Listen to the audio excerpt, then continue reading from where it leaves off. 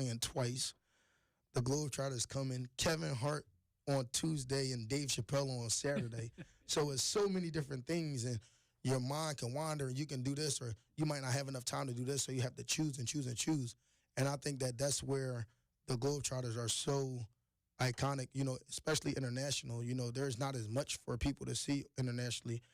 As basketball continues to grow internationally, I think the Globetrotters have been the driving force of that, getting basketball into international waters. I know they like to contribute it and attribute it to the Dream Team, but the Globetrotters were playing in the middle of the Cold War in Europe. So, the Globetrotters have been so instrumental and influential internationally just as much as here in the States. So I always feel like it's hard for me to gauge who appreciates us more.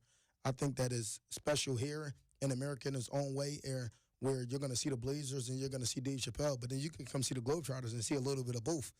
Amazing basketball and some funny. And then overseas, obviously, they're going to appreciate the high-level basketball because they don't get to see it as often. It's all about football, and that's the most famous sport in the world, and rightfully so. But they know they're going to see us one time. If we're coming to Stuttgart, Germany, we're coming there one time in 12 months. Here maybe you'll miss the game here, but you'll get to drive to Eugene or something like that. So. That's awesome. All right, the two shows are going to be Saturday, January 20th at 2 and at 7. For more information, go to rosequarter.com. Tickets available at ticketmaster.com. And what I love, too, is that you guys still keep the pricing very family-friendly, which is great in today's world. That's awesome. Absolutely. Inflation is real. Trust me, I know. It's real. Anything else you want to get out before you move on to your next event? No, everybody just make sure you come out to the game. January 20th, we got two opportunities, one at 2 p.m., one at 7 p.m. Follow me on Instagram at SpeedyArtist3 if you want to see some cool things. All right. Darnell, Speedy Artist, part of the Harlem Globetrotters, going to be in town January 20th, Saturday at Moda Center. Shows at 2 and 7. Speedy, thanks for coming by, my man. Thank you. I appreciate it. It's awesome. It's always great to talk to someone who's living out their dream, man. Yeah. Keep being you. So cool. Thank you. All right. We'll keep things.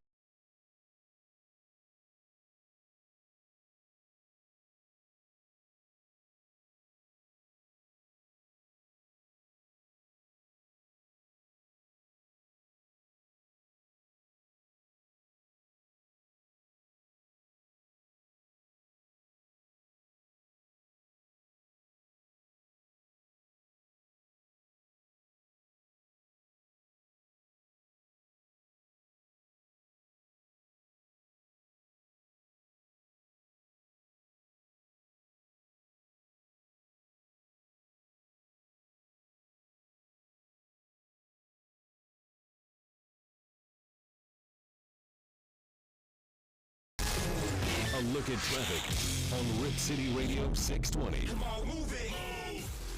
Papa Murphy's Traffic Center changed the way you pizza. It's a stall on the left shoulder, southbound I-205, just past Prescott. That's got traffic backed up to the Glen.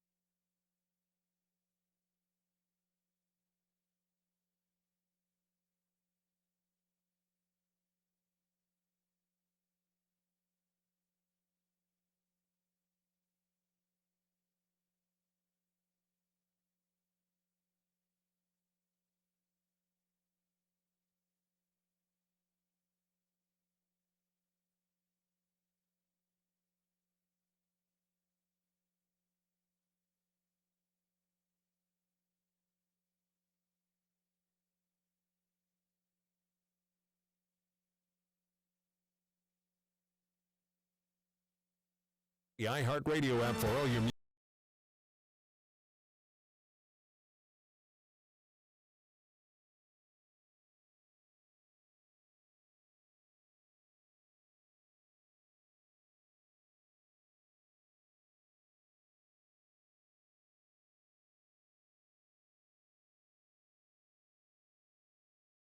He is absolutely at the top. The guy's money. Yeah. What a clutch performance by Oaks today. One day he's one moment cutting down a tree, the next minute he's running the show. That's how clutch he is. With literally within 5 minutes. I was going to say he didn't even have 5 minutes. He had about 3 minutes, I think, to get ready. He's prime time. Yeah. That's a prime time player right there. He's a star. All right. Yeah. I love it, man. Big props to you, Mike Oaks. Big thanks to Speedy Artist for stopping by. A couple of quick questions for you on basketball. You and I have talked a lot about Ant and Scoot playing together. We saw that in the starting lineup last night. And the big question I had going into the game was, would Ant be on the ball or Scoot be on the ball? After watching the game last night, what are some things that you think with those two in the lineup together? I think, Chad, it's going to take some adjusting. I think they need to get Anthony Simons off the ball a little more. I think basically he can perform very well off the ball. He will move. He will do a lot of things Dame didn't do to get open. You can run him off picks, and he's a good catch and shoot guy. By the same token, when Scoot is not on the ball, he's not very useful to you right now. You know, he's not necessarily that guy you want taking open threes or just. I mean, his whole skill is getting into the middle, creating for other people, and scoring himself.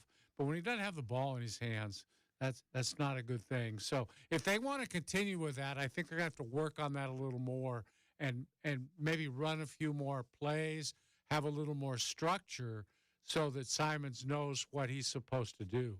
I definitely want to see more of those two in the starting lineup. Yeah, I agree. Give them a chance to play together and work some things out. Because that very well could be your backcourt of the future. Yeah, potentially. Absolutely. Yeah, and people talk about playing the young guys. I mean, Simons has been here forever, and he's still only 24 years old. He's a youngin'. It's amazing. Yeah. All right, I want to give you these scores from last night. The Kings over the Magic, 138-135. The Jazz topped the Pistons, 154-148. The Clippers scored 131 points. The Mavericks put up 126 on the Blazers. You also got 141 points with the Hawks topping the Thunder, and the Pacers topped the Bucks 142-130. Do we have a lack of defense issue in the NBA? What's going on with the high scoring? Yeah, part of it is defense. Part of it is people are playing with greater pace. You see it with Indiana. I mean, they're shooting the ball very quickly, having very short possessions. But I think the league and fans should all weigh in on, is this good? Do you like this? Because a lot of people do. Chad, I'm not averse to having scores that high. I like wide open basketball. I like teams running. I'm not big on all the wrestling around and all the defensive stuff we saw with the old bad boy Pistons, with Pat Riley, New York Knicks. So I think a lot of people in the game, though, would like some sort of a middle ground between those two things. And so, you know, if you want to get the scores down a little, you might have to tweak the rules, because right now scores are going up. Part of it is the three-point shot. With so many more teams taking the three, it means a lot more points. 4 teams with 140 or more last night in the NBA. Yeah, I'm scarred from the early 90s basketball. I don't need 82 to 80 finals ever agree. again. I really don't. Yeah. So if I have to choose between the two, I'll take the type of basketball we're seeing today. But if they wanted to curtail it just a little bit to find that middle ground, what are a couple things they could do? Well, there's a couple easy ones, I think. And that number one, if you have to do something, I would say bring the hand checking back, because the really good players can overcome that and still score. The other thing people have talked about is doing away with the illegal defense calls. Now, in some ways, I like that too, because no one understands that rule. Fans don't get it. They don't understand. But the worst part about it, if you take that out, you're going to get the defensive big stationed right in the middle of the lane for the whole game. They'll play a 2-3 zone with the big right in the middle. You'll take a guy like Moses Brown, who really doesn't have a spot with a good team in today's NBA. But if you just want to make him be a stationary goaltender, he can be that. he can be a goaltender. I don't think it's good for the game. I think it would really detract a lot from the wide open aspect of basketball. So I wouldn't be in favor of that. But I do like no hand checking because it allows the talented, smaller, less strong, finesse players to be able to run the floor okay. Otherwise, they can't run the floor very well with some strong man with a hand on their hip. All right, for those who don't understand the hand check, explain the hand check. It was taken away by the NBA, but what simply is hand checking? Well, it's when the defender is allowed. Now, you can touch guys now. Touching is fine. But when you're allowed to straighten your arm and defend people with your hand on their hip, and that's usually what it is, on their hip. Now, I talked to players who played against Terry Porter. Terry probably wouldn't admit this, but they said when Terry Porter was hand-checking you, it was like having a giant vice on your hip. Yeah. You couldn't really get anywhere you wanted to go because he could control you that way. And that's the way the old NBA was. They did this with Jordan all the time. They always had a hand on his hip. He was great enough to overcome that most of the time. But if he were playing now with no hand checking, he would have scored another 10 or 15 points a game. Well, that's what I always think about. I look back at some of the guys I grew up with, like Jordan, or it could be Larry Bird. I wonder how they would operate in an NBA where there's no hand checking. With the freedom of movement, they'd probably do extremely well. But what you're saying is a great player like Steph Curry, even if you got a vice grip on him with the hand check, he's still going to be able to get free and get his shots up. Yeah. And plus, don't forget, Steph gets a lot of points off the ball by his movement and everything. And that's how you deal with hand checking right there. Yeah, if you can move off the ball, they could never catch him to hand check him, really. He's so good at running off picks and everything. And I could see, by the way, Anthony Simons run something like that where you get him moving, the way the Blazers did with Jim Paxson, moving without the ball, off screens, off doubles, singles, whatever. It would allow a lot of catch-and-shoot opportunities because not a lot of teams are doing that right now. Well, do you think it's the scoring that people have an issue with, or is it because the game has devolved into too many threes being taken? That is a real problem. Because that's what I get threes from fans the most is I don't like the new style of basketball where they jack so many threes. Yeah. Now, I've heard some solutions for that, Chad. A lot of people want to do away with the corner three. They would just have the arc go out till that same angle to where it goes out of bounds. So if you're in the corner, that's an easy shot. That's no longer a three. You can shoot the ball from the corner. It's two now. That would change things a lot because the other threes on the perimeter, the more further away perimeter, those are tougher shots. You wouldn't see as many of them shot, at least for now until guys get better at those. Do you think the NBA game is better today than it ever has been? Like I grew up, I'm always fantasizing with the 80s because that's what I grew up with, right? With Magic and Bird. But was the game better then? Is it better now? I liked the early 90s and the late 80s with Showtime Lakers, with a lot of teams running. The Blazers ran a lot, and they led the league in scoring one year, as I recall.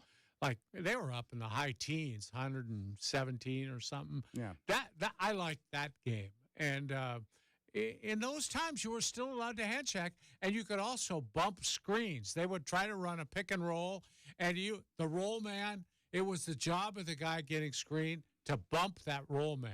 Yeah, and throw him off course. Yeah, it threw him off course, and it delayed the whole process enough that the pick and roll wasn't an automatic basket, kind of like it is now.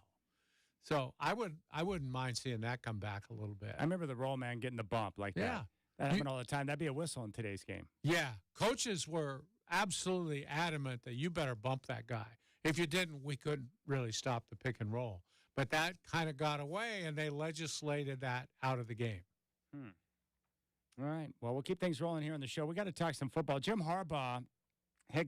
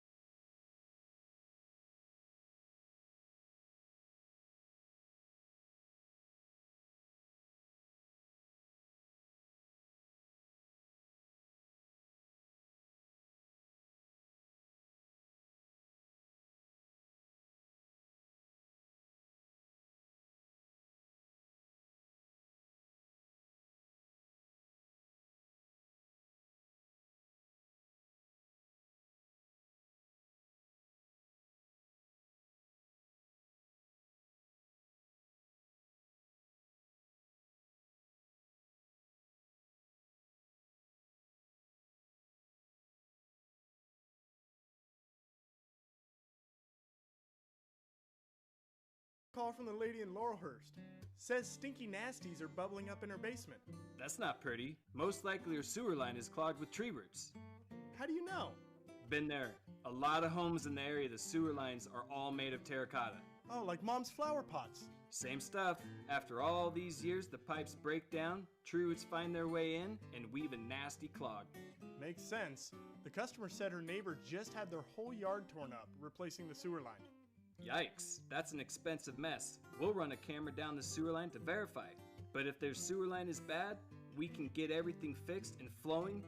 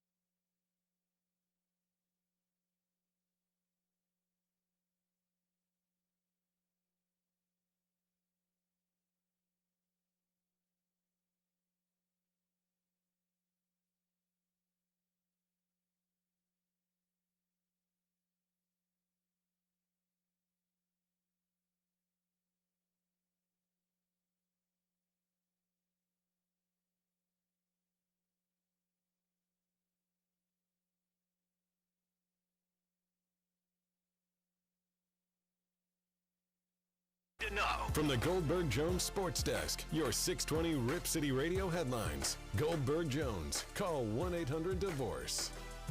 All right, Trailblazers got hammered last night in Dallas. The game marred by foul calls and odd ejections, but they get a chance to face the Mavericks again tomorrow down in Dallas. Tip-off scheduled for 5:30. Blazers game day will kick off at 3 here on your home of the Blazers, 620 Rip City Radio. And don't forget, throughout the entire season, every Tuesday on the Rip City Drive with Dwight and Chad is Trailblazer Ticket Tuesday. From the NFL, Darvin Cook is joining the Ravens after being unclaimed on waivers. Trevor Lawrence still in doubt for this weekend. The Jags will play at the Titans. And Brock Purdy, one of 9 49ers to be named to the NFC Pro Bowl team. National Championship game scheduled for Monday night down in Houston, Washington, and Michigan. Wolverines currently sit as a 4.5-point favorite. That kickoff will be at 4:30 on ESPN. Coming up on the Rip City Drive, Justin Myers will swing by at 4:20. And former Washington Husky and Dallas Cowboy Eric Bjornson at 5:20. He was part of the 91 National Championship team. The Rip City Drive with Dwight and Chad, presented by Lazy Boy. What is your strategy for comfort? All right, Godfather, I got to take a moment to wish my father a very happy birthday. Oh, wow. What is he now, 47, 48, Something like that. Yeah.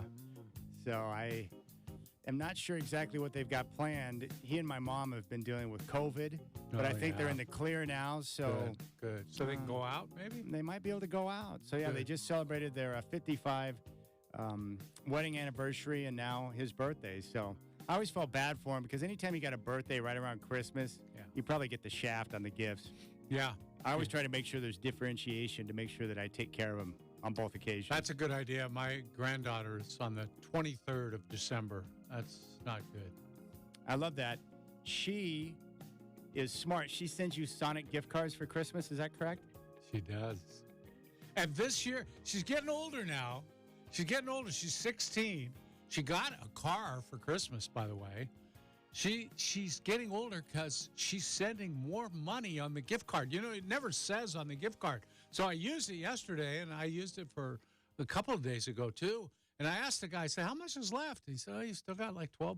And I thought, whoa, she's stepping it up a little bit. Used to be like $10, you know, when she was a little kid. Yeah. Because my son made her use her own money. That's the way you do it with kids, you know. I like it. Route 44 Diet Coke. She understands the importance. Yeah. Maybe a soft pretzel twist. Yeah. Those are delicious, too. All right. Justin Myers coming up in 20 minutes. It's got to be troubling for him to know that his wife is on the verge of greatness. Yeah. With the Huskies having a chance to move to 15-0 and win another national championship, and the Ducks are still searching for one. So he'll join us. We'll talk with him at 4:20. On the other side, you got Michigan, Jim Harbaugh, who he is in a great spot right now because he's on the verge of winning a national championship. He's returned Michigan to greatness. They obviously understand their need for him based on the program that he's built, but he's also in a great position to where he may want to return to the NFL and continue to pursue that mission of winning a Super Bowl. He went to the Super Bowl with San Francisco, but lost to his brother who won a championship with the Ravens in Baltimore. So that's got to be sticking in his craw just a little bit. The great thing about Harbaugh is he's a coach, and he's a coach's son, and he loves college and he loves Michigan, but he was also an NFL quarterback for a long period of time. So it's not like he's got an allegiance to college over the NFL. He loves both games, and I think he wants to be challenged, and he wants to be known as one of the best coaches of all time. So I would imagine the temptation to go back is quite great. But the other weird part for him is that he's already made enough money to last several lifetimes, right? Mm-hmm. So it's not about the money that he makes in terms of actual dollar amount. I think the key for him is to be paid amongst the best to get that respect, right? Yeah, absolutely. I mean, even if you don't need the money, it is a show of how good you are as a coach. Absolutely. You want that respect, and he deserves it. And nobody would have more leverage, especially if he wins the game Monday night. He's the national champ. No one would have more leverage than him. I mean, Michigan would rightfully want to keep him, but there's going to be NFL teams after him. All right, in terms of NFL teams, and there could be as much as potentially 9 openings. It's going to be a dark day come, Monday when NFL teams make their moves after the regular season ends. But we came up with a list of the teams that would make the most sense. Obviously, Las Vegas with the Raiders, the Chargers in L.A., Carolina potentially, and then you've got the Chicago Bears. I want to start with Chicago. You like the idea of Harbaugh going to Chicago because of their draft situation. And from my understanding, when it comes to coaches, they're looking for a couple of different things. It could be quarterback, and if it's not quarterback, then draft capital, and that team having a lot of draft capital so you can take over a job and be able to go in and restructure the roster with the great draft capital. And, of course, Chicago is in a great position because they're going to have two incredible picks, including more than likely the number one overall pick, which would give you access to Caleb Williams. Yeah. And you like that because you go in, you get your quarterback, and then you start the clock on the rookie quarterback contract, right? That gives you some flexibility. Yeah. Here's the thing, Chad. I like him going to the Chargers. Don't get me wrong. I just don't think the Chargers are going to make it happen. I don't think they're going to write the big enough check to get him. I don't think they're playing in that deep water. They just never have, and I don't see them doing it.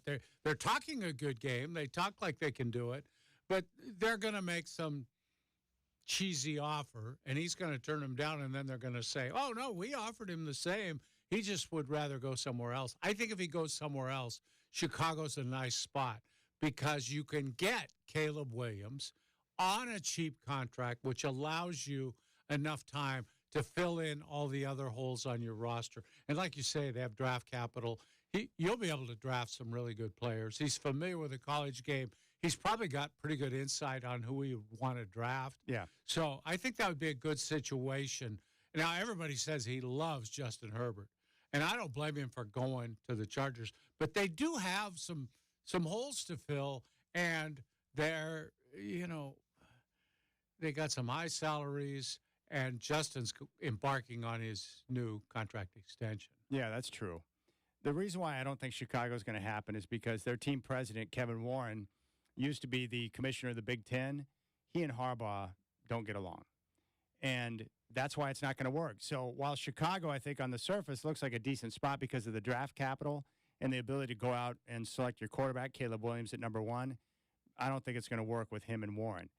The Chargers of the teams on the list would make the most sense because he would go in, and right from the start, regardless of anything else on the roster, you've got a top-notch quarterback that you can win with right away. And he's been in San Diego as a college coach, right? So familiar ground to him to be there. Familiar area. I think it makes the most sense. Obviously, the Chargers are going to have to pony up and pay him because he's going to be paid and expected to be paid amongst the best coaches. That would be the right move for them because he would have Justin Herbert in a position to get to a Super Bowl inside of 2 years. That's how quickly he works. He would go in, and even with the roster they have, they got a left tackle who's legit. They've got a receiver. They've got some pieces on defense, and you got the quarterback. And once Harbaugh gets them to play the style of football that he wants, instead of seeing a bunch of dumb maneuvers by the head coach year after year like we've seen under Staley, you'll have a coach that understands what he's doing. And the great thing about Harbaugh is you know what you're going to get. He's going to come in and lay down his foundation. You're going to have a team that plays tough defense, is physically tough on offense, and that's really the difference. He brings a culture. He's going to be coming in and offending a lot of people. Yes. He's not going to be easy to deal with, but that's just part of the package, right? You got to understand it. And as an owner, you do the move and make the move, understanding that, he's not going to be easy to work with, but what are the results going to be? Everywhere he's been, he's won. So if you want your team to win, you make the right hire and bring him in. Will they do it? That's going to be the big question. Will the Chargers pony up the somewhere around $20 million a year that it's going to take to get Harbaugh? That's the big question. The other team that makes the most sense on the list would be the Raiders. Mark Davis has interviewed him before, wanted him before he took the job at Michigan. And the great thing about the Raiders is that you go in and you would have full power and control. He would be able to do things the way he wants. Mark Davis would stay out of his way, and he would be able to set up the team however he best sees fit for that group. The problem is, unlike the situation in L.A., you don't have a quarterback to work with, or the situation like Chicago where you have a draft pick where you can take one of the top quarterbacks. It would take some time for him to find his guy, but he never really found that guy in San Francisco, and he still won, with Alex Smith and then Colin Kaepernick. So he got it done. He found a way to get over, and that's what's great about Harbaugh. He'll take what he has and say, okay, how do we put these guys in the best position to succeed? The problem with Carolina, young quarterback that may be it or not, but, you got the crazy owner there. And my guess is Jim Harbaugh would sit down and take a look at him and the organization and realize, you know what, I'm not going to work for you. It's not going to work because you don't want to stay out of the way. You fired multiple coaches midseason. Yeah. I don't want to be a part of that. No, that's a mess. I'll go back to Michigan. And he very well could be just using this to drive up the price on Michigan so that they have to overpay for him and make up some of the dollars that he gave back when he restructured his contract. Chad, you think if he doesn't win on Monday, there's a greater chance he would go back to grab that championship in another year? It is his alma mater. It is. I just don't think the result of that game will impact his overall decision. My guess is he'll go back to the NFL. He's been flirting now for a couple of years. And Plus, he's hired the agent. He's hired the agent. Yeah, I think he's going to go back to the NFL. He may change his mind, but what else does he have to accomplish at Michigan? 3 years in the playoff. He's taking care of business against Ohio State, and he's got them in a national championship game. He's done everything that you could possibly do. If you lose a close one to Washington, does that change it? Because, next year the Big Ten is going to be tougher. Yeah. He's going to lose a lot of guys in the NFL, and it's not like he's just going to thrust this team right back into a championship situation. And he might be facing possible sanctions from the NCAA at some point. Yes. And I don't know how Harbaugh approaches this, but I could take a guess that in the NFL, as much as you work during the season, comparatively speaking now to what you have to do in college with the transfer portal and recruiting and all the time that's spent in that entire process, it might be easier to where you take an NFL job where you have these windows where the draft is here, free agency's here, camp is here, the season's here. Yeah. And you focus on football. That might be more appealing to him now after doing the whole rigmarole with the, recruiting and the transfer portal and stuff. Certainly the transfer portal has made their jobs more difficult and more complicated. I mean, there's a lot of I heard Saban talking about right now they're in protection mode. And here they're Alabama. Who'd want to leave? They got guys leaving. And they don't want, they're trying to protect their guys. You never had to do that, What he should do, I think his best chance to win is to go to the Chargers with Justin Herbert. I want that to happen.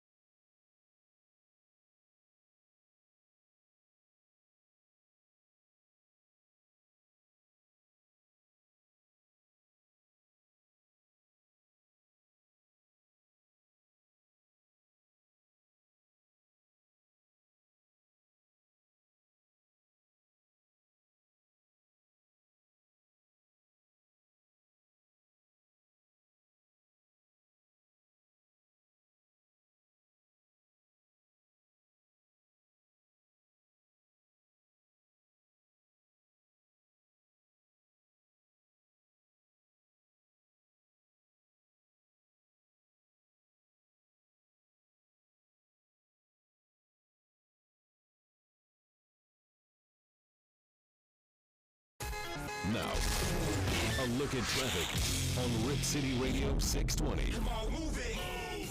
The Papa Murphy's Traffic Center changed the way you pizza. It's a rainy, miserable drive home. I-5 North is pretty crowded out of the curves into downtown and from the Fremont Bridge into Vancouver. 205 North is loaded up too with my 84 heading for the Glen Jackson. And there's a crash in Tigard, Southwest Pacific Highway at McDonald.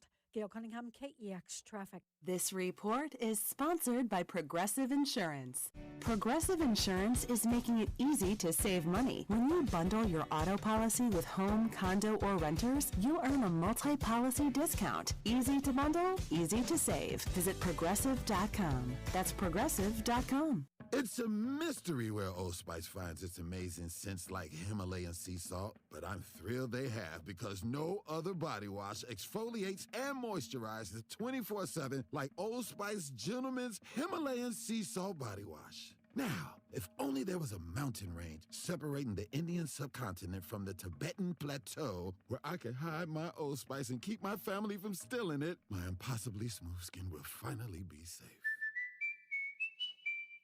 It's the Marketer's Report. Today, Capital One's Chief Brand Officer, Mark Mentry, weighs in on building loyalty with customers.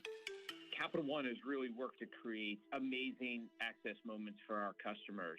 We will do sound check parties so that only Capital One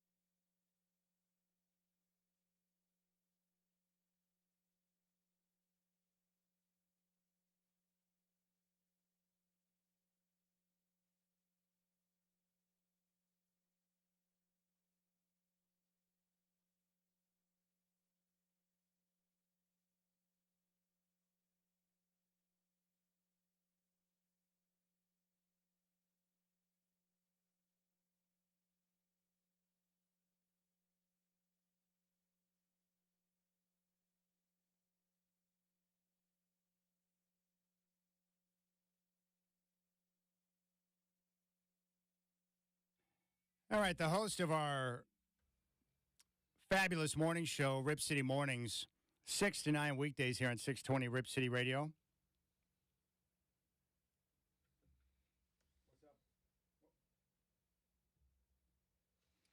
Justin Myers is the host.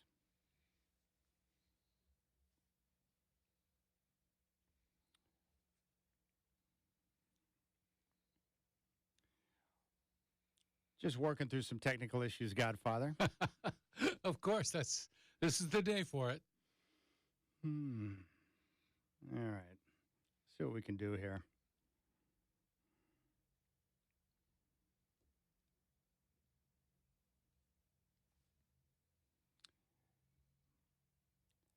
All right, Mike Oakes, I just sent you Justin Myers' telephone number so you can call him.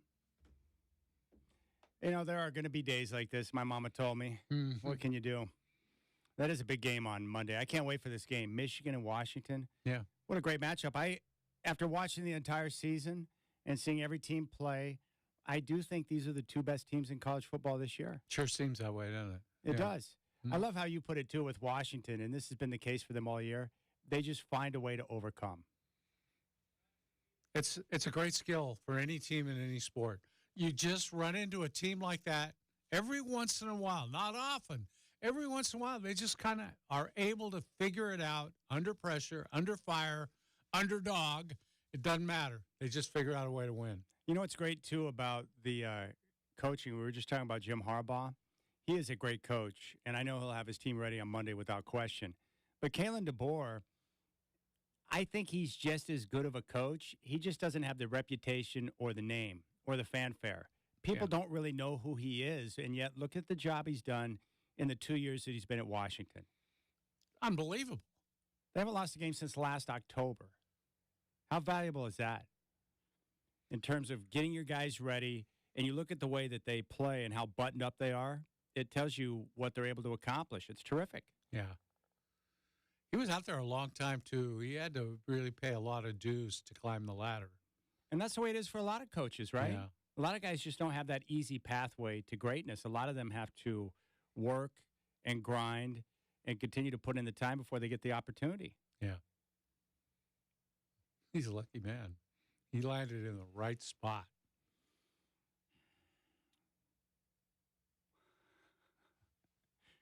This is amazing. Now I recognize what happened. He just had a root canal. Oh, hey, Justin, you just had a root canal? Yeah, had a root canal, boys. Happy Thursday to you. Wow, that's some fun right there. Now, let me tell you what happened. Now it's all coming to. I texted you to see if you wanted to come on, and now I remember you never responded back. I just assumed that you did because you always do, but you had a root canal. How are you feeling right now? Is your mouth numb? I'm doing okay. Look, the numbness has passed. I am hopped up on some pain medication. You know what? Let's do some radio. All right. We want to know one thing, and this is really an important question, and you are the most transparent radio show in Portland, so it's important that you answer this with pure honesty. What do you value more, your wife's happiness or your hatred for Washington? It depends on whether or not she's listening right now. That's an answer right there, I think. Yeah. If she is listening right now, then I 100% value my wife's happiness. But I would like to think that, you know what, just life with me in general is far more better than a Washington national championship. You know what I mean? Just knowing that, like, life in our house with our dog and everything else, that's got to be much more pleasurable and bring much more joy to my wife's heart than, you know, some silly football game. But yeah, no, I value Washington not winning a national championship pretty high. That's good because our guest next segment is your wife. So I hope that you're right. We're going to play this back for her. Yeah, that's good. Root canal and then whatever else I get when she gets home. Well, dude, no, you're a genius, and I'll tell you why. I was talking to you last week, and you said, dude, this is how I watch the game. This is how I'm going to handle Texas and Washington. I will watch the game with my wife like I'm a member of the media. Were you able to pull that off, and what was that like on Monday during the game against Texas? I was able to pull it off. I kind of, went back to my inner press box because I spent a lot of years in the Austin press box doing pregame and postgame stuff and sitting up there. And you guys know that when you're up there, You're not allowed to react. You're not allowed to cheer. Some people break that rule. Then they get a stern talking to. I never wanted to be one of those people. So I've always kind of had it in me. I will say, boy, that buff punt and then the clock failure and then when my wife is screaming at the TV that there shouldn't be 1 second left on the clock when I saw that the ball hit the ball boy at 1 second, and I had to explain, no, actually it hit the ball boy, so there should be a second left, and I got the look of like, I don't want to hear that right now. Yeah, it got tough in the last 2 minutes, boys. Can you believe that rule? I couldn't believe it because you have a player that goes down with an injury. Texas has burned all their timeouts. There's 33 seconds on the play clock. They played it perfectly, and they're going to let the clock wind down and punt it. And by the time Texas gets the ball back, they'll have less than 10 seconds to try and win the game, which would be virtually impossible. But because of the injury, they stopped the clock, and they gifted Texas an opportunity. That was wild. Well, that's why I was wondering why in that moment. And again, I'm not the guy on the sidelines, and I can only imagine what it's like. But I didn't understand why Washington didn't just take 3 knees because I go back to that game earlier this year where Mario Cristobal continued to run the ball when he could have taken a knee. Now, it would have been different because you would have still having to give the ball back to Texas. Yeah. But if Washington would have taken a knee, then your running back doesn't get injured. There's no potential of a fumble. And like you said, Chad, then you punt the ball away. And a decent punt, they're sitting on the 20. An excellent punt, you're probably inside the 10. And they got 15 seconds, no timeouts from inside the 10. But they ran the ball, gave them, then the injury happened. You had 50 seconds in college football where the clock stops on almost every type of play. Yeah, it was nuts down to the wire, but they pulled it off. Has your wife at all raised the specter of attending this game in person in Houston? She has raised the specter until I showed her the Ticketmaster app, which what the in-building cost would be. Not good seats, not bad seats, terrible seats are north of 25 G's or 25 hundo. So 2 G's plus 5 hundo, that just gets you in the building. We haven't flown. So once I showed her the tickets, yeah, that went out the door. Yeah, you're talking about a $7,000 to $8,000 adventure right there. It's 5 G's just to get into the building. I think somebody posted like Motel 6s in the greater Houston area are like, it's about 500 to 600 a night.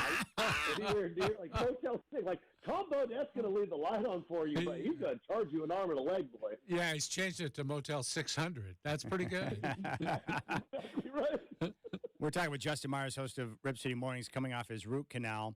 All right, I want to ask you this because I've gotten this from a few Duck fans, and I really want to know what this is like for you, but Washington being on the verge of getting their second championship, and Oregon is still searching for their first after Phil Knight spending nearly $1 billion. Like, how difficult is that to absorb?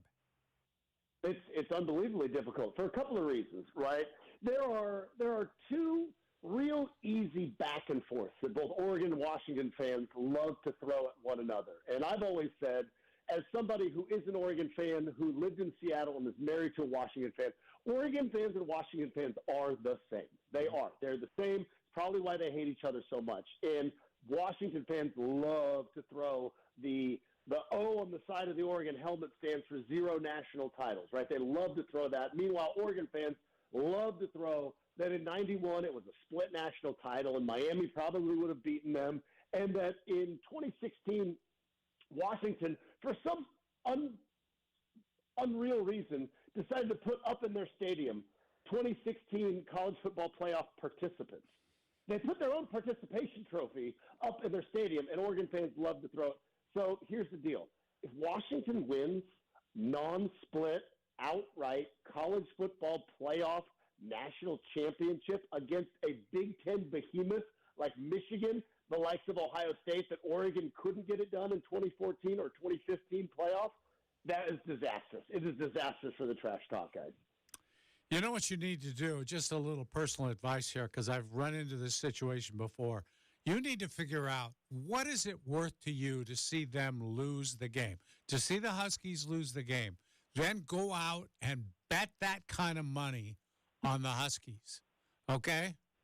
There you go. Okay. Are you following me now?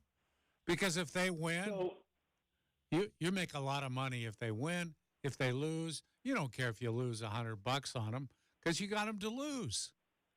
Yeah, there you go. Cost of doing business. I like what you're saying, Dwight. Yeah, so now we got to figure out that number. Yeah, Like I said, just got a root canal today, so bank account's a little bit lower. By the way, that dentistry thing, what a racket, man! Oh my goodness. So we have to figure out a number and just almost like try to jinx myself. I like it, Dwight. That's a good move. Yeah. We're talking with Justin Myers, host of Rip City Mornings here on the Rip City Drive. All right, when I was talking with you about Washington and Texas, you thought going into the game that Texas would win. I thought that maybe that was a bit of wishful thinking on your part because of your hatred for Washington, but I want to know what you think about this matchup. Two contrast in styles. How do you see this game playing out on Monday? It's going to come down to the tempo, right? If Michigan is able to pull off what they pulled off against Alabama, which is grind it out, controlling the line of scrimmage, getting it to third and short, running the ball, I think Washington could be in trouble. I really do. But here's the thing about Washington, and it's happened all season long to where some people chalk it up for luck. It's not. It's what they do. And, Chad, we've talked about this both on the air and off the air. They, to an annoying degree, never stop throwing the ball deep. Never. They will not stop throwing the ball deep. Their receivers never drop the ball. It looks like Penix is throwing the ball up for grabs with 50-50 balls, but it is their offense. They work on it all the time. The 50-50 ball that Penix throws is more like an 80-20 football. Yeah. And that keeps them in games. It's so annoying. There was a point on Monday where I turned to my wife and I go, do they ever bleeping? I didn't say bleeping. Do they ever bleeping drop the ball? Because Texas was perfectly covering Odunze. And that dude came down with the ball every single time, and Penix put it in the bucket. So Michigan has to play perfect defense every single snap, because if you take one play off or you get lackadaisical one time, Penix will burn you because they do not stop throwing the ball deep. Okay, let me switch over here. I want to get your take on the Fiesta Bowl, that debacle, really. I mean, looking back on it, are you just pleased they got a chance to clobber somebody and you got one last look at your guy, Bo Nix? Or would you rather have seen them play somebody that could give them a little bit of a game? I mean, I would have much rather have seen them play a team that could have given them a game and, an opportunity to, play a competitive game. This is where bowl games are headed, right? They're going to be a 12-team playoff next year. We started to kind of see this down the line. Now that players are getting paid and now that opt-outs are becoming a thing and the transfer portal is in December before the bowl games are playing, I can't see any team taking a bowl game serious from here on out unless the players are getting paid, which I have a hunch Bo Nix might have gotten a little bit of extra cash to perform in that particular Fiesta Bowl. But now you've got a 12-team playoff. If you're not in that, if you're not one of, because you figure, right, there's going to be 12 teams. One of the teams is going to be a group of 5 that gets in an automatic berth. One of the teams might be a conference champion who may not be in the top 10. So after that, the rest of the teams are likely going to be the existing top 10. If you are outside of that top 10, if you're 11 or 12 and you're not in the college football playoff and you're not, if you're a senior, like why would you play in the Tony the Tiger Bowl? You know what I mean? Or play in the Cheez-It Bowl, or, I mean, a big giant Pop-Tart is fun for a trophy, but in the end, I don't see these bowls hanging on. I think it's for entertainment purposes only. Some coaches use it with young guys, but your original question, I would have rather have seen Oregon play Georgia or play Ohio State. Even if they would have gotten smacked, it still would have been a competitive game, and I think it still could have added a smidge of value. The only value that was added in that game against Liberty on Monday was that Oregon cooked the books, and credit to them for doing it, because they ran that push pass that is a guaranteed completion every time, and they got Bo Nix up and over the completion percentage record. They knew exactly the number they had to get to. Liberty couldn't stop it. They worked the numbers, got Bo the record, got him his curtain call, felt good one more time, but I would have much rather seen them play a competitive game, because I don't know if we're ever going to see that into the future with bowl games. I don't know if we're going to see big-time programs who maybe have somewhat of a down year. Are they going to get up to play in the Alamo Bowl anymore? I don't think so. Hey, did you use laughing gas today? Did you go nitrous oxide? Oh boy, did I! I said crank it up and don't get stingy. So yeah, Yes. that was when you text me. I was because I had my my headphones in, and my headphones are connected to my Bluetooth, and so Siri pops up and it says text from Chad. Want to talk some ball at 4:20, and I am lit up like a Christmas tree on the nitrous. The nitrous is one of. They should make that available to people all the time. That stuff is it's one of the greatest products of all time. I love it. I love it. It was the best, and I was there, and like I got about halfway through, and I had to go to the bathroom, and so they were like, "All right, just give it a minute." And in my head, I'm like, "I am fine. Why won't they just let me go to the bathroom?" And I got up, and I was like, "Whoa, boy!" I had to take a beat, but yeah, I was feeling no pain, I was feeling no discomfort, and I hate the dentist. But you know what? Shout out to Dr. Mike, took care of me, got me hooked up with the good stuff, and the fact that I'm on the air talking to you tells everything you need to hear. That's amazing. You're the best. You're a warrior. Sorry for screwing you up today, but enjoy your night, my friend, and I can't wait to get the report after Monday to see how that game goes down. All right, boys. Have a good one. You're the best. There you go. I give him credit. He was honest. I know exactly how he's thinking. He does value his wife's happiness, but there's no way that he wants Washington to win that championship. It would kill him. Part of him would die. You heard it. The idea of Washington winning a championship in the playoff, going to 15-0 and having it be so legit with the quality of wins that they would have, knocking off Oregon twice to get there, he can't live with that. Yeah. He doesn't want that. No matter how happy it would make his wife, he would prefer that they lose and he could deal with the wife's unhappiness for a brief moment. Yep. Oh, man. Yeah. That's a tough call there. Because those sports hatred is developed at a young age. You can't rid yourself of that. There are certain teams that I despise, that I've despised since I was little, and it's going to be like that forever. I hate Texas. Hate them. Because I grew up in Oklahoma. I was taught to hate Texas. Yeah. So watching Texas lose at the end of that game was awesome. They were gifted an opportunity. They still couldn't cash in. I love that. Screw Texas. So Myers, he was transparent today, Godfather. He was. Told us the truth. Eric Bjornsson, former Husky, going to join us coming up at 5:20. Big props to Justin Myers for hanging tough there coming off the root canal. Those things are brutal. When we come back, we'll take a look at the NFL playoff scenarios. One monster game in prime time, which is going to be terrific.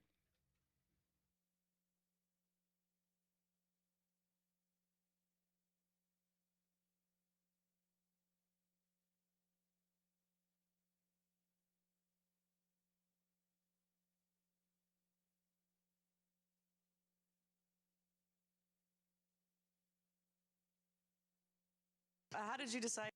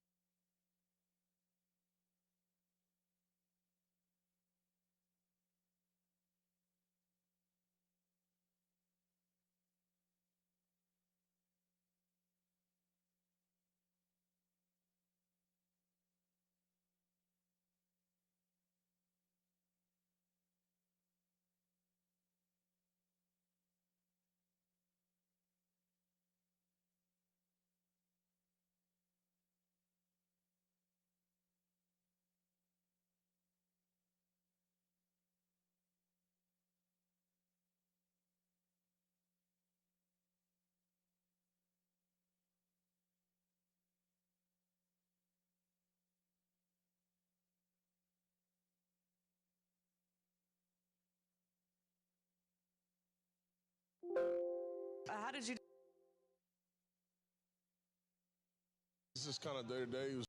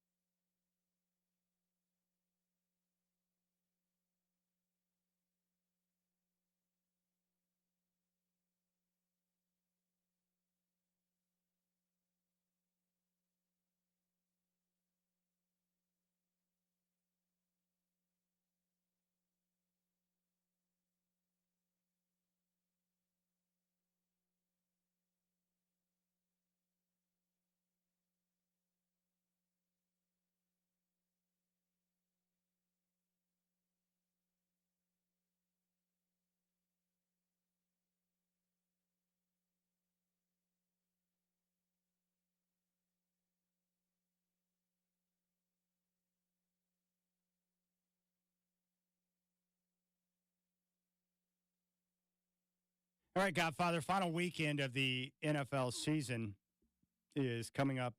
We're going to have 2 games on Saturday, and they're both big. Steelers at the Ravens. Interesting part here, the Steelers are still battling for a playoff spot. The Ravens have already locked up the 1 seed, so the question is, how many of the top-line guys for the Ravens are going to sit during this one? And then the nightcapper at 5:15, the Texans at the Colts, and that's basically winner moves on to the postseason, loser goes home. So you've got 2 games that have tremendous meaning as we enter into the final season that will be played on Saturday.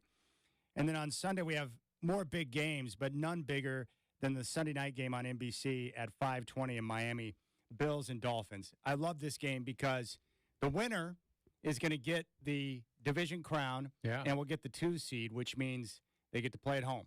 The loser is in trouble because the Bills may not make the playoffs if they lose that game, and then Miami would go from a 2 seed to all of a sudden going on the road to play playoff games, and that's a big problem for them. So you got to love games right at the end. Sunday Night Football, final game of the NFL regular season that will be played, and all of the meaning right there. Division crown on the line. And the Bills are one of those weird teams where you look at them and you're like, they deserve to be in this position because they've dropped a bunch of games that have not played clean football. But they've also shown us glimpses where it's like, that team could actually go all the way. It's been a while since we've seen a team that could, sky's the limit or the basement's the limit. Either one. You don't know. It's like we were talking earlier. I mean, any of these games coming up, they could get crushed or they could win big. I never know what to think about them. I think they've always been a little bit undependable and inconsistent because of the way they play. I think their quarterback, I love Josh Allen, always have. He's a tough guy with a big arm. But you know what? He's one of those up and down guys that you're never quite sure what kind of day he's going to have. This is amazing, but for Miami, potentially, this is what they're looking at. You win that game on Sunday at home against the Bills, you take the division, and you're opening up Wild Card Weekend, and you're getting a chance to host the Indianapolis Colts with their backup quarterback. Yeah, that'd be pretty nice. Or you lose, and you're opening up in Kansas City against Patrick Mahomes. You don't want that. I mean, that's the stakes right there, right? The Bills are in a weird spot because if they lose, they're going to need help to get in. So if the Bills lose to the Dolphins, which I think they probably will, they will need either the Steelers or the Jaguars to lose. The Steelers play at the Ravens, but the Ravens are probably going to rest all their guys, including Lamar, and the Jaguars play at the Titans. So, again, the advantage for Buffalo is going into that game on Sunday night, they'll know all the results and what's taking place, so they'll know what's at stake, whether they need a win to get in or if they lose, they'll still get in as a wild card team. But there's no question you want to win the division, get to play at home, and have the better matchup. No question, especially if you're Buffalo and you have that kind of home field advantage where it might be snowing that game. That's very favorable. Great fans there. You want that first game at home at least. Yeah. How would you play it if you were John Harbaugh with the Ravens? You've got everything locked up. You don't want to risk injury because that would be catastrophic. How would you approach it when you know you got the bye week coming up? You only have to play 2 games at home. How would you approach the final game that means nothing? Well, I know one thing right now. Lamar would not play. I wouldn't risk him. Don't risk it. No. Yeah. That would be crazy. He doesn't need to play. No. I doubt that very many of them do. I think football is such a game of attrition anyway. That week off for your really quality starters is very important. Yeah, the value of, I would much rather as a coach deal with having to get my guys through the bye week and shaking off the rust. I'd rather deal with that knowing my guys are 100% healthy than going in and having to play games where I'm nicked up or I've sustained significant injuries that may be a key part of my team. And heaven forbid you play Lamar and he gets dinged up. Like, it's not worth the risk. No. Right? No, it's not at all. I wouldn't. I don't know that I'd even put him in a uniform. I think I'd take my number 3 quarterback and pull him off the scout team or wherever he is, make him the backup, and just start my backup and go with it. And who cares whether you win the game or not? Yeah, there's no question. What an opportunity for Baltimore. No excuses, right? You get 2 games at home. You've been the best team in the AFC from start until finish. Super Bowl or bust. And really, it's the same thing for the 49ers. You got the home field. You get the bye week. Super Bowl or bust. That's the expectation. And you look at the 2 conferences, like both conferences are deep, and you've got a lot of teams battling for playoff position. But as the season's gone along, Baltimore and San Francisco have separated themselves from the pack, where you can make a case for a Buffalo or somebody else, maybe. Just like in the NFC, you could make a case for Detroit or Dallas, maybe, but there's a clear separation from the number one seed and the rest of the teams. No question about it. I didn't think it would be like that early in the season. No, it didn't look like it was going to be. And then there were times during the season. Don't forget, we saw the Niners lose 3 games in a row. Baltimore lost to some teams that they shouldn't have lost to. That happens. It's the NFL. But there is no doubt right now who the 2 best teams are headed toward the playoffs, and it's Baltimore and San Francisco. Yeah, it's pretty cool. All right, in the NFC, I'm going to give you some names here. You tell me who you think the best quarterback in the NFC is, right? All right. It's a pretty wild list, but you've got Brock Purdy, San Francisco, Dak Prescott with Dallas, Baker Mayfield with Tampa, Jared Goff with Detroit, Jalen Hurts with the Eagles, or Matthew Stafford with the Rams. If you had to choose who you think the best quarterback in the NFC is, who is it? Well, I think you have to say Stafford because he's won a Super Bowl. He's been playing very well. In the last month or so, he's healthy again, which is real important for him. I have to go with Stafford. And then after that, maybe you say Purdy, because of the situation he's in. I like Jared Goff a little more than most people seem to like him, but it's tough when you get by the first guy. I'm with you. I think it's Stafford as well. I think he's the best quarterback in the NFC playoffs this year. It doesn't mean I think they're going to get to the Super Bowl, but I think he's the best. But look at the AFC because you've got Lamar Jackson, who's going to win the MVP. Tua, who's had a big year for the Dolphins. Patrick Mahomes with the Kansas City Chiefs. Trevor Lawrence in Jacksonville. Josh Allen in Buffalo. And then you've got Joe Flacco in the Browns, and you've got Indianapolis. It's kind of a weird setup there where the AFC's loaded up on the star quarterbacks. Yeah. Interesting. Yep. I think a Baltimore-San Francisco rematch from what we saw a couple of weeks ago in the Super Bowl would be fabulous. 2 great teams, 2 great stories, and 2 teams that are physical and have played the best football. That would be a great matchup. Yeah, I would have to wipe off the first game and just consider this one in and of itself because by the time they get there, both teams may have lost critical players. That's possible. But also San Francisco getting a second look at Lamar Jackson. We know about his history when NFC teams face him for the first time. They don't know how to deal with it. You think you know until you see him on the field and you're like, wow, this team's really good. And Lamar's a problem. I'd like to see that rematch. So you still have concerns about Lamar Jackson come postseason time? Yeah, I do. Yeah, I want to see it. Yeah. So of those teams, who would you select? If someone's going to knock off Baltimore, who would it be? Cleveland, Jacksonville, Kansas City, Buffalo, assuming they make it, Miami or Indianapolis? I think the collective wisdom says Cleveland would have the best chance. Whether you have a big belief in Joe Flacco or not. Because of their roster and their defense. Yeah. Familiarity with the opponent being in the same division. Right. Okay. All right. Well, we'll keep things rolling. We're going to come back, and we'll talk about this championship game coming up on Monday with Michigan and Washington. And we'll talk about Michael Penix and what he may be in the NFL. And then we'll talk with Eric Bjornson, former Husky and Dallas Cowboy at 5:20. That's Dwight. I'm Chad. You got the Rip City Drive.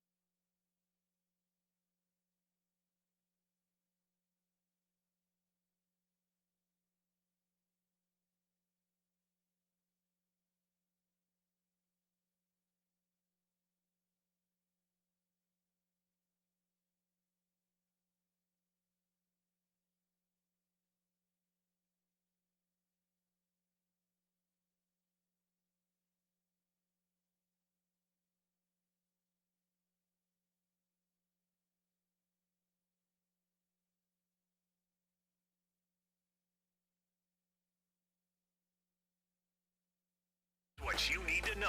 From the Goldberg Jones Sports Desk, your 620 Rip City Radio headlines. Goldberg Jones. Call 1-800-DIVORCE. Hey, what's going on? 5 o'clock, Chad here, getting ready for the final weekend of the NFL regular season. Darvin Cook is joining the Ravens after being unclaimed on waivers. The Jets did him a favor by cutting him, so he was free to join a contender. Trevor Lawrence still in doubt this weekend. The Jags play at the Titans. And Brock Purdy, he's one of 9 49ers who's headed to the NFC Pro Bowl. National championship game scheduled for Monday night in Houston, Washington, and Michigan. Wolverines currently sit as a 4.5-point favorite. Kickoff at 4:30 on ESPN. We're going to talk with former Husky and Dallas Cowboy Eric Bjornson coming up at 5:20. The Trailblazers are back at it tomorrow, a rematch with the Mavericks. They got hammered last night. Tip-off tomorrow in Big D at 5:30. Game day will start at 3 here on your home of the Blazers, 620 Rip City Radio. More of the Rip City Drive with Dwight and Chad coming at you right now. It's time for the big story of the day on the Rip City Drive with Dwight and Chad. The big story of the day is presented by Power Kia. The biggest selection of Kias in Oregon is at powerkia.com.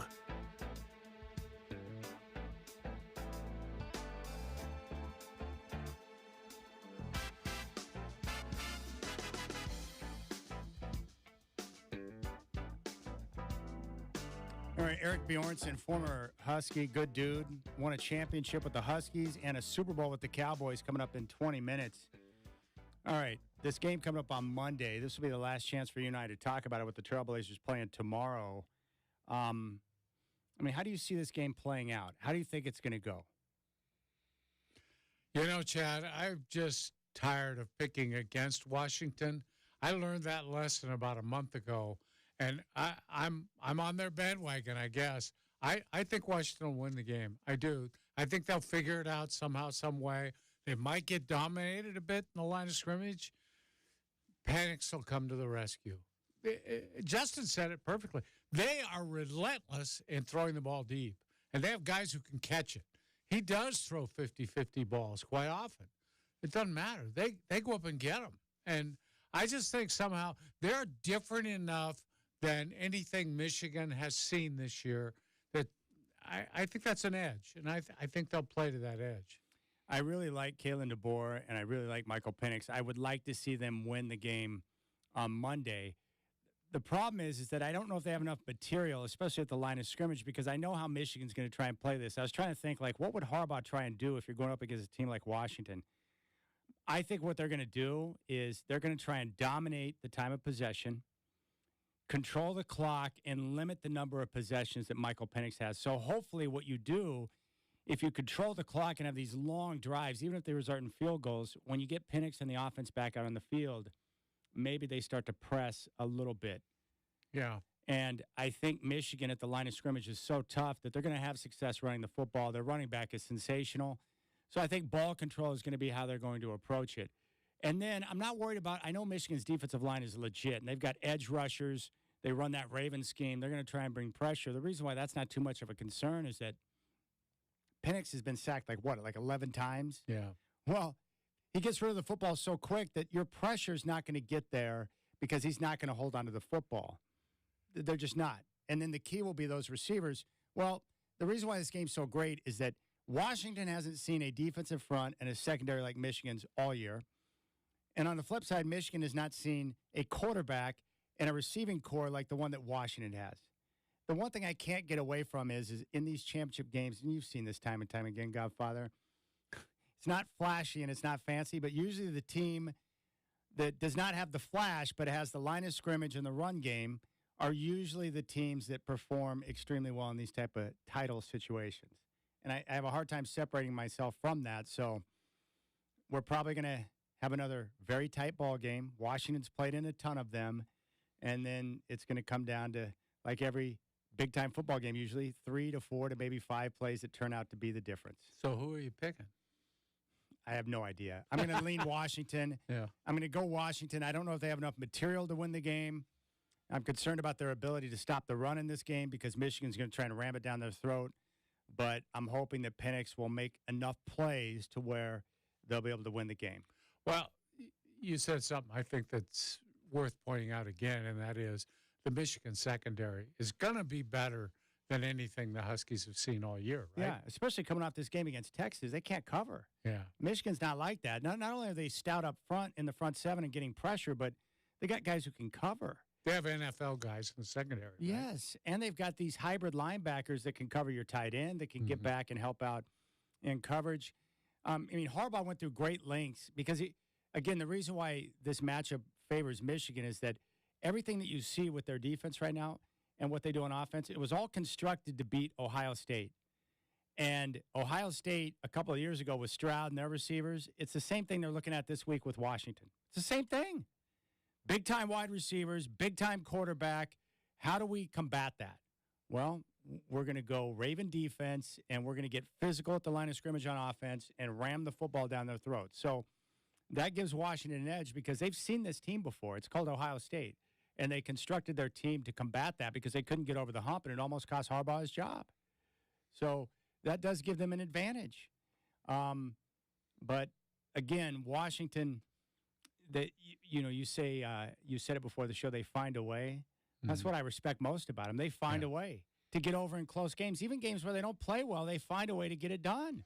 Yeah, it's not only that, but unlike all these other powerful teams who blow everybody out every week, and we see it constantly, they just blow people away.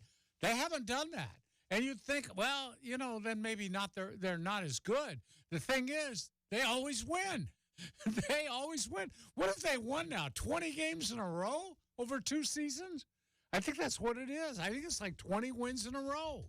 They just don't lose. And there's a lot to be said about that. They find a way. They construct a way. They build a bridge to a victory somehow. And, boy, I respect that a lot. All right, so let's look back at what they've done this year. And this is something I think that will help Washington when they step on the field on Monday. So they opened up in the non-conference. They took care of business against Boise State, Tulsa, and Michigan State. Easy wins. Yeah. And then they crushed Cal. Then they got their first test of the year at Arizona. They won the game 31-24. And as it turns out, Arizona is one of the best teams in the conference. They had a sensational year and got to 10 wins, and they beat Oklahoma in the Alamo Bowl. Then, after they beat Arizona, they came back home and had that thrilling comfort-behind victory over Oregon, 36-33. Then they played that home game against Arizona State where they were outplayed for basically the entire game and came up with a defensive play at the right moment to get the win, 15-7. They played a close one at Stanford, won by 9. And then they played that game at USC. And going into that game, I thought, you know what, Washington? You don't run the football. You don't try to run the football. It's kind of a joke. They go out there and just run the football down USC's throat and win the football game. Another tight, close game, 52-42.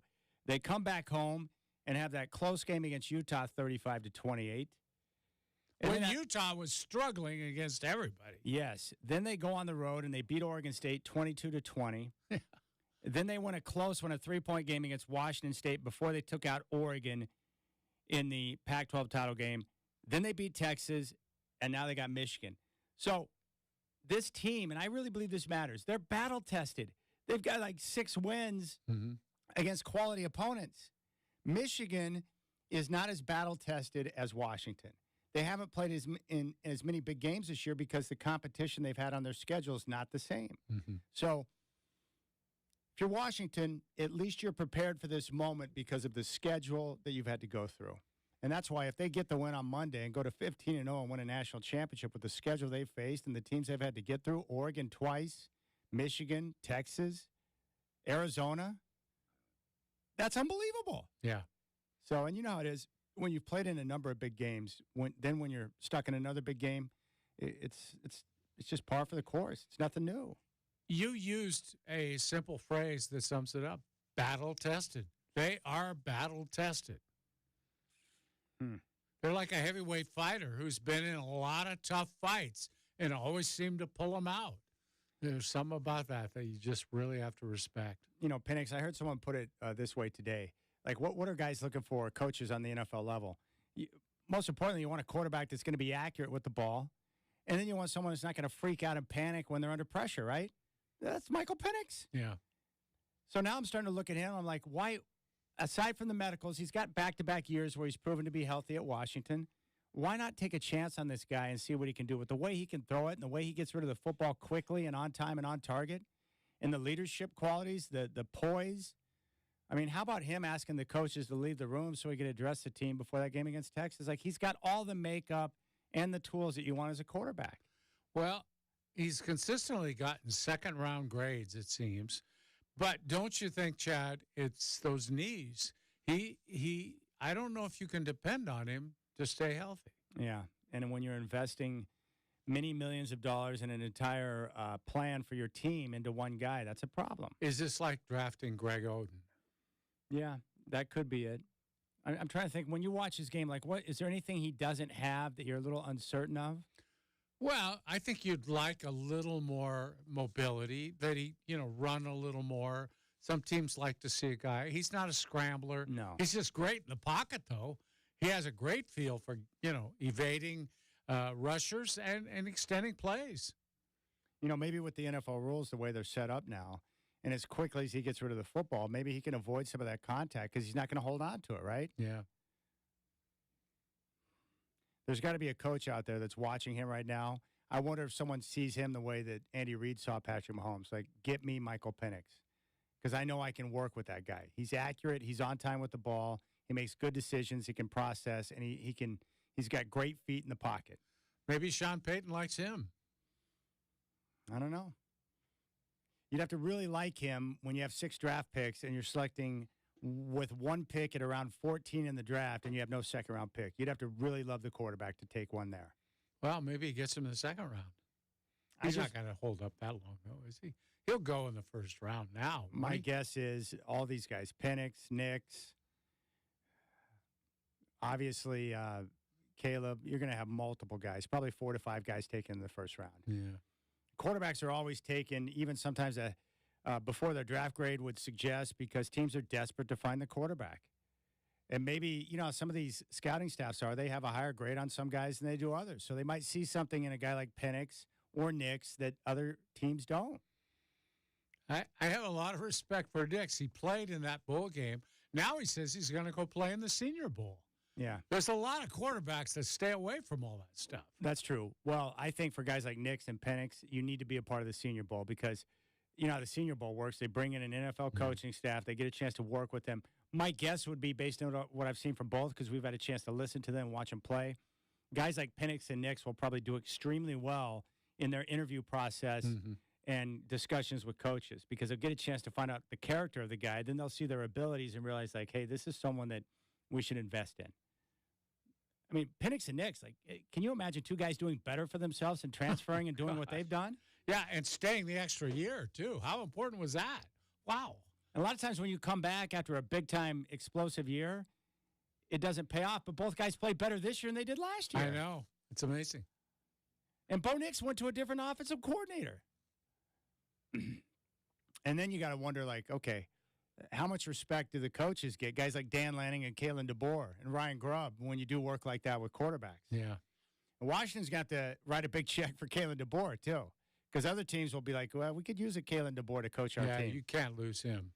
All right, we'll come back. We'll talk to a guy who's won a national championship. He did so with Washington in 91 and Super Bowl 30 with the Cowboys. Eric Bjornson's coming up next.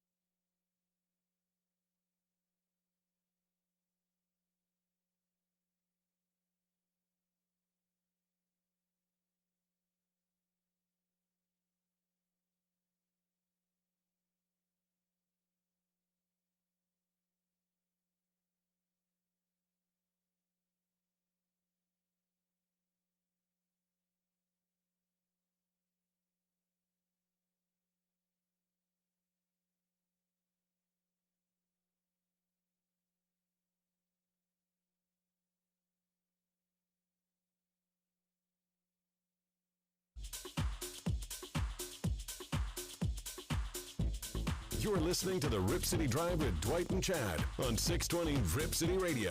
Brought to you by Lazy Boy. What's your strategy for comfort? Listen on your free iHeartRadio app for all your music, radio, and podcasts.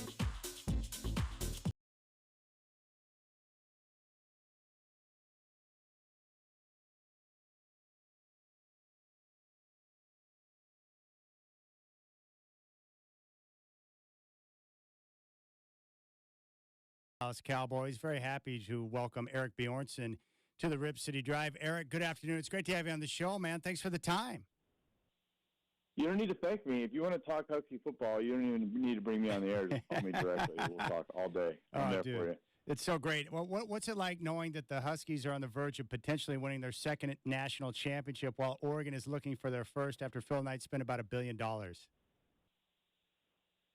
I'm not here to disparage the Ducks in any way, shape, or form, but it's pretty exciting. I mean, it's really the only thing we can hold over them at this point. And it's a great rivalry. It's all stems from some level of jealousy since they've sort of owned us the last 20 years. So it's fun to have the tables turned. But to answer your question, I can't even begin to tell you how excited I am, along with my former teammates and anyone who's excited about Husky football. It's pretty exciting. I feel like every single person I know is going to be down in Houston for the game. So I think they're doing some ceremonial stuff from the '91 team. I think that DeBoer has asked, I think someone else to come to the practice on Sunday. Awesome. So he's doing some cool stuff to sort of bridge, this team with the history. I think there's going to be some honoring of the 2016 team that qualified for the playoff as well. So a lot of events. I'm going down Saturday. I was going to go down Monday, day of the game, just kind of do a 24-hour trip, but now I'm going down Saturday because there's just so much going on. So super pumped. Eric, I want to take you back a couple of years. What did you think when you heard the Huskies hired Kalen DeBoer?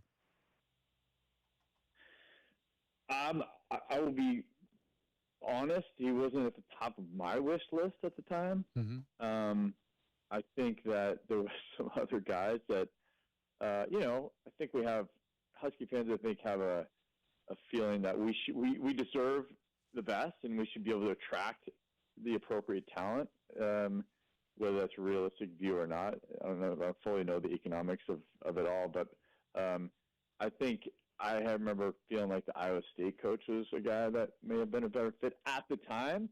I mean, I knew he had an impressive track record, but it just, he was like, 1 or 2 years at Fresno State. Just didn't get me super fired up.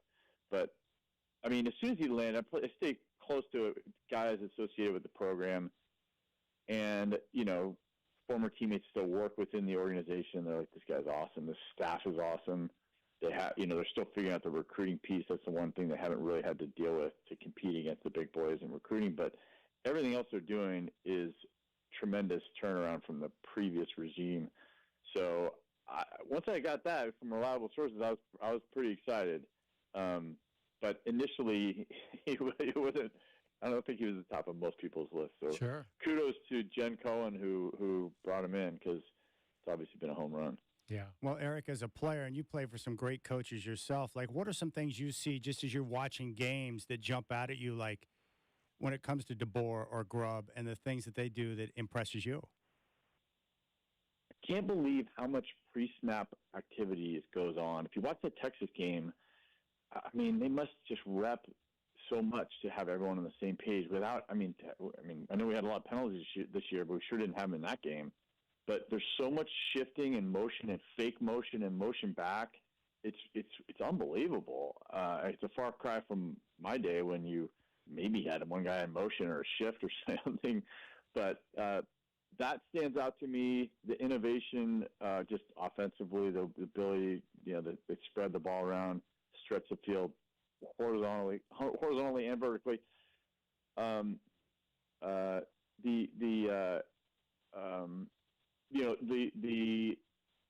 The risk taking, I don't know if that's the appropriate word, but the specific great example, obviously, if people watch the Apple Cup, I mean, we went for a 4th down on our own 29-yard line. If we don't get that, we lose the game. calls a perfect play. So things like that. I mean, that Texas game, we tried to draw them offsides, and then we thought the punt team was coming out. We went for it on a fourth down. It was kind of a game-changing moment in the game. So, I mean, just that kind of stuff. What honestly stood out to me a lot in that game, too, was after watching the Rose Bowl, huge stage, kids make mistakes, a lot of nerves. You know, there was a lot of bad snaps in the Rose Bowl. You know, it was a bonehead block downfield by a player. And, you know, you saw these coaches just tearing into their players. So, you know, because of the tension and like, you know, I mean, how do you think a guy who makes a bad snap feels walking off the field? And, of course, I mean, I know that's Saban's MO, and it's kind of Harbaugh's MO. You notice when our guy muffed the punt, Bernard muffed the punt, they go to the sideline, and DeBoer's got his arm around the kid, and you can tell him he's consoling him and telling him to keep his head up. So what I love about that was just the culture that he's established there, and just kind of the way he goes about it. He just seems like a cool customer. It seems like I mean, this has got to be almost surreal for him. I know he won national championships at a lower level, but all of a sudden he's in a national championship game in his second year in a Power 5 conference, and yet he still seems to be cooler than anyone else out there, even comparing him against long-time coaches. So those are the things that I love. Okay. At the end of that game, with all the control Washington had through a good portion of the fourth quarter, what was that last minute of the game like for you? Well, if you watch them like I do, and most Husky fans would agree, the whole season has been a bit of a cardiac experience. You know, the last, I don't know, 5 or 6 games we won by an average of 5.8 points or something crazy. I was watching with a couple of people, you know, who were Washington supporters, and a couple of people that were just sort of apathetic and, you know, were there to support because I was hosting the party. But they're like, you know, they're kind of acting like the game was over. And I was like, this game's not over, okay? I mean, I know it all looked like we were going to get the ball back in 10, 15 seconds, and then obviously the injury happened. It changed everything. That was – I did not think we were coming out of there with a win. The way that Texas had moved the ball, and after the long completion on that last drive, and they had basically 15 seconds, felt like they were going to have 3 shots at the end zone. Receivers obviously good at a jump ball. Felt like they were going to get 1 out of 3. I don't think Sark. I think Sark would probably take back some of the play calling he did at the end. So yeah, it was at the very end more of a relief than excitement. But I mean, that was a pretty gut wrenching. I'm not a Seahawks fan, but I know that most Husky fans are, and it felt a little bit like that. You know, the pick that Russell Wilson threw. It would have added to the heartbreak endings of Seattle sports teams for sure. So it was pretty stressful, but the whole season's been pretty stressful. We've pulled out some wins. It's never been super comfortable for the most part, especially the latter part of the season. We're talking with Eric Bjornson, former Husky here on the Rip City Drive. You played quarterback before you transitioned to tight end. So with your eyes, like, what are your thoughts on Odunze and that receiving core, which has been dynamite throughout the year? Yeah, beyond amazing, impressive. Even like the 4th and 5th guys are no slouches either. Just incredible. Right? Those top three guys are going to be playing Sundays next year. The chemistry they have with Penix, it's staggering. I mean, you really look at. I mean, I feel like true mark of a great receiver is the ability to not only get open and yards after catch, but it's really just catching those contested balls. And they're just incredible how, I mean, not only Penix puts it where it needs to be, but I feel like they're on the ones where they're basically covered as good as you can cover them, and they're still coming down with the ball. I think they saw that the top 3 guys had 20 targets collectively, and they collectively had 19 catches. So it's in that game. It's pretty insane. Huge fan. I mean, you know, frankly, thank goodness for the NIL, because I think they all would have been gone if it wasn't for, you know, the ability to financially make it at least worth considering staying. And I think they all stayed for that, but they all stayed because they all had a greater goal in mind too, to go on and try to contend for national titles. So thank goodness they all stayed behind. But yeah, just unbelievable. Easily the best crew collectively we've ever had, I think. That I would stand behind that statement for sure. Okay, looking ahead to the Monday night game, what concerns you the most about Michigan? What's the biggest challenge, do you think? Well, their pass defense is certainly going to be better than Texas. I think their DBs are better. I think Texas had those, 2 D tackles that frankly, we didn't exactly block them all day. I think Penix just made some amazing individual plays to his pocket presence, kind of won the game. So the defensive, we as much as good as we are passing the ball, we got to have some semblance of a running game. So Dylan Johnson's injury is pretty impactful. It's going to be it's going to be tough without him. I'm frankly skeptical that he's going to play, and if he does, I don't know if he's going to make it through the whole game. So I think it's a huge issue. I think Michigan's offense. I compare the matchup has some similarities to our 2 games against the Ducks. I mean, obviously, to me, Nix is way better than McCarthy, but the running backs kind of run similar. We had our hands full. We couldn't stop Bucky Irving the first time we played him. Second time, we only stopped him because Oregon barely had the ball and they had to throw it because they were behind. So I think our best way to deal with their running game, because our weakness is stopping the run, is to try to keep their offense off the field. I mean, you look back at those Oregon games. The first game we almost scored too fast. I mean, Oregon dominated the time of possession, and the second game was the complete opposite. Oregon just never had the ball the whole game, and every time they got it, they scored. They just scored too fast too. So it was almost like a mirror image of the 2 games. Unfortunately, we came out ahead of both. I think it's kind of a similar formula. We got to keep their offense off the field as best we can, and just do our best to contain the running game. We, bend don't break as much as we can on defense. I mean, they're going to be able to run the ball on us. So try to keep them off the field and win the turnover battle and make big plays on special teams. Just simple as that. Yeah. We're talking with Eric Bjornson here on the Rip City Drive. It's the game is so different now with the playoff and the schedule these teams are playing. But, if you go back to your title team in 91, you had the tough game at Cal that I remember watching. You had a close game against USC, and then you pounded Michigan in the Rose Bowl. But can you imagine going what this group has gone through, where you have to beat Utah and you beat Oregon twice, and you have to go to Arizona and get the win, and then you face Texas and now Michigan to get to a national championship? I mean, if they pull it off, they'll be 15-0 as national champs. That pathway is brutal. Brutal. So brutal. I mean, it's crazy. Just like you nailed it. We only really had 2 games that had any sweat involved for the most part. Even the Rose Bowl, I think I got in the game late at quarterback because we were winning by so much. I handed the ball from the point, and he tripped on the 1-yard line. We should have been a bigger blowout than it was. And, of course, DJ, as classy as he is, let the clock run out. I mean, took a couple knees on the 1-yard line instead of letting a freshman score a touchdown.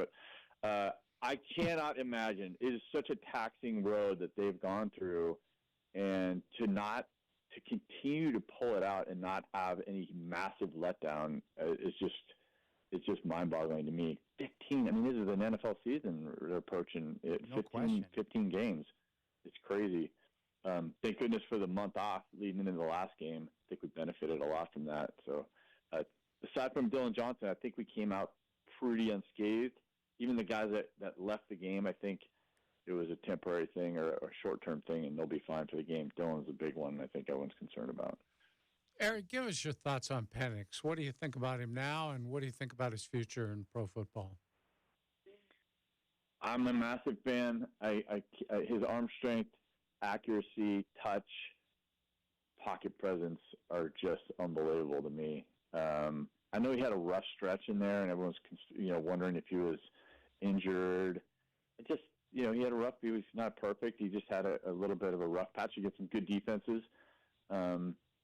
I think if he doesn't go high in the draft, it has to be mostly connected to his injury history. But I am obviously heavily biased. But I think if you watch him all season, his arm strength, he can just rip that thing. And again, he could be mobile if he wanted to. He is mobile within the pocket. I mean, watching that Texas game, he took as much time as he needed when he had it, and when he knew he didn't, he got rid of it. I mean, all we heard for weeks leading up to it was their D line. We've never seen anything like it. Well, he didn't get sacked once. I know we have the best, the award-winning offensive line. Our tackles are incredible. Our guards are great. I think that our tackles cover up for the guards a lot. I mean, those 2 D tackles for Texas were, they are as elite as it gets. And we got beat inside quite a bit. But when we did, Penix alone, I think, made up for it. So I think he's going to be great. I'm a huge fan, and I would not pass him up in the draft if I was drafting a quarterback. And do you kind of wish now when you look at the playoff, like I remember, that 91 season so well and how frustrating it was to have 2 great teams like Washington and Miami never get a chance to meet, because that was the debate, like who would win that game if they had a chance to play. Like, it would have been so great if there was a playoff back then, Eric, to where you guys could have played Miami. Would have been incredible, yeah. Would have been a great game. I think we all feel like we could have, both teams probably feel like they would have won it, but it would have been great. Yeah. How great is this? The 2 undefeated teams left in the whole country are playing for the national title. It's exactly the script unfolded exactly how it should have. Your career, I would imagine you feel very fortunate where you have a national championship and a Super Bowl. But for those people who don't understand, what's it like for you to have those memories and the connections with teammates that you probably still keep in touch with, where you can, have a chance to talk about those moments, those great moments that stand alone in time? Yeah, I'm beyond lucky in terms of where I've been and the success I've had, and I've been in the right place at the right time many times. And what's great about having been on like a championship team is they're forced to honor you every 10 to 20 or 30 years. Yeah. So you get to show up for reunions, and we've got like a big, like some sort of lunch or brunch happening down in Houston that for those that can attend. That's the best part, because you pick up you'll see guys I hadn't seen in 20. We had a 25th anniversary in Seattle. We played Oregon. Oregon beat us like 49-3. But everything else leading up to the game was fantastic, and it was all sorts of events. See guys, and it's just like you picked up where you left off, and it was you chatting with a guy that you saw on the lunch table or on campus, and it's great because you spend so much time with each other. I mean, it's really throughout training camp, and we'd live in the dorms for 5 weeks before school even started, and had every meal together and lifted together. So we were together 24/7 for 5 weeks, and then all throughout the season, and then even the NFL, you spend more time with your teammates than you do with your family or spouse.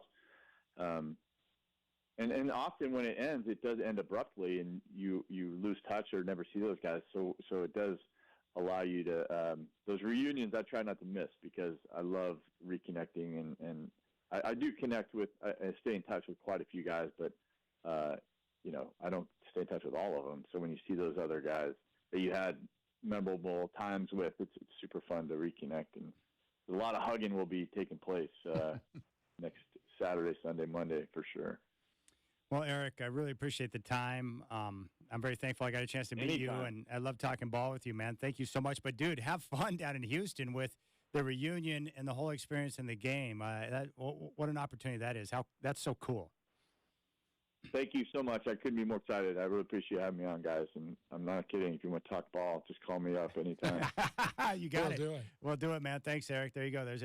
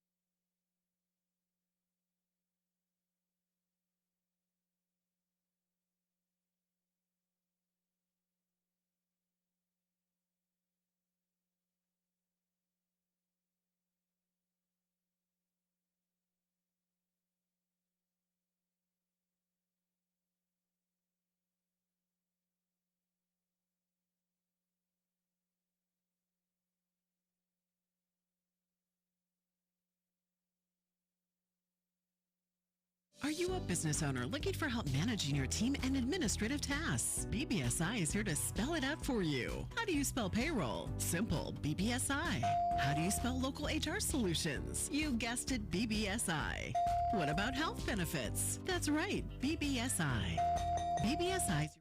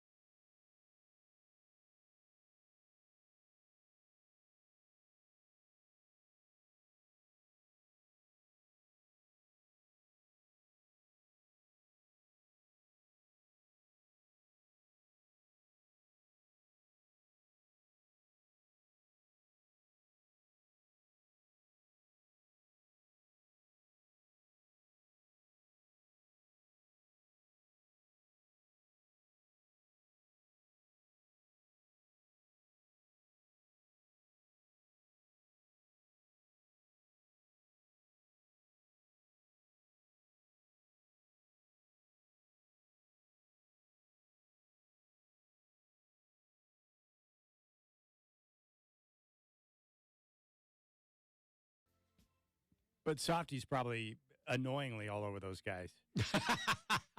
Like all the time. Softy being annoying? Come on. Hard to believe. Well, I guess we can talk about fat Derek Fisher, the head coach for the Lakers right now. You know He's it's much just a matter of taller time. than Derek Fisher, Well, okay? he's fatter, too, Yeah. but he looks like him. It's like a yearly tradition, right? When things start going wrong with one of LeBron's teams, it's the coach's fault. And it appears right now that there's reported frustration with the Lakers players, head coach Darvin Ham, and the rotations. What do you think's going on there?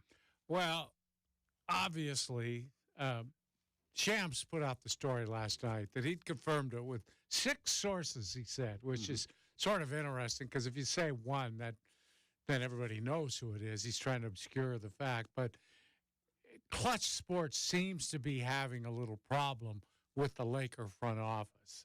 And I think they plant the story with Shams and that there's a disconnect with the team because of all the different starting lineups they've used, et cetera, et cetera. That doesn't let the team off the hook, in my opinion. And, again, this is a team that LeBron has helped shape. Like every other team he's ever played on, really.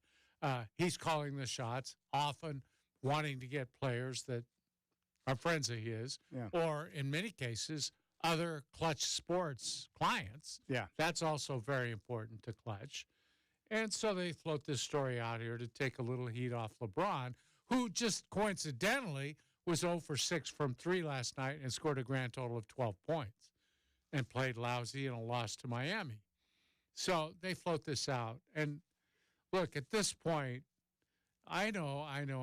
Oh, LeBron's great for as old as he is. Yeah, he's also not guarding anybody now. If you watch them play, you'll see. He was one of the best defenders in the league at one time. But when you get to that point in your career, something has to go. And in this case, like most players, it's the defensive end of the court that you kind of let slide, but you keep contributing on offense because it's often the only thing people notice. But statistically, he's having a good year, but they're not winning, you know. And again, it's a bad makeup of the roster. I don't know why nobody understands that when you have LeBron, you need to surround him with shooters. He's going to get to the basket. He's pretty good at dumping the ball off to open shooters. Find yourself some shooters. What are you doing with guys who can't make shots? Yeah, and then outside of that, they just need Anthony Davis to be healthy. Yeah. And a key cog in their lineup come playoff time. But the problem is that I just don't think the Lakers have enough. Like, if you match them up against Denver in a 7-game series, you're going to get the same result you got last year. Yeah. They're not deep enough. They're not solid enough, really. No. And they were remember, like 3 years ago, that was a really good defensive team. You had trouble scoring, but they're not anymore. Even though AD, I think, is still not the same AD that he used to be defensively, but he's still pretty good. He's good enough, but the rest of them are not. Well, I rather enjoy it myself, Chad. Well, you know me. I was trying to lead you into that. Yeah. Anytime LeBron doesn't get over the hump, I feel quite all right with that. Yeah. I do think he's great. I just can't stand him. That's all. You know, no disrespect. I can't stand the guy. I'm sure he feels the same way about you. He probably does. Yeah. I just think he's a fraud. That's all. Yeah. Nothing more than that. Great player, but I think he's a fraud.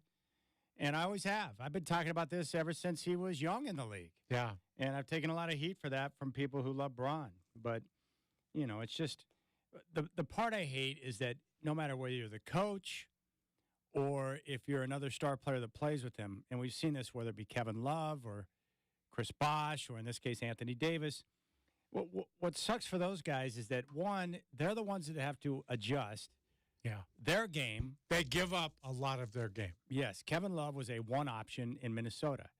Then he became a role player next to LeBron in Miami. Chris Bosh, same thing. We see it now with Anthony Davis, where Anthony Davis is a great player.